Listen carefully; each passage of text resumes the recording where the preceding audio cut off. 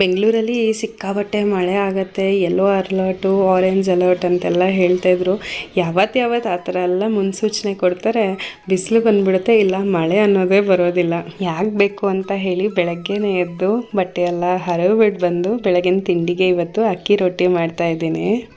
Life ಅನ್ನೋದು ಪ್ರತಿದಿನ ಒಂದೇ ಥರ ಇರೋದಿಲ್ಲ. ಒಂದೊಂದು ದಿನ ತುಂಬ ಖುಷಿಯಾಗಿರ್ತೀವಿ, ಕೆಲವು ದಿನ ತುಂಬ ದುಃಖದಿಂದ ಕೂಡಿರುತ್ತೆ, ಇಲ್ಲ ಯಾವುದೋ ಕಷ್ಟದ ದಿನ ಇರುತ್ತೆ.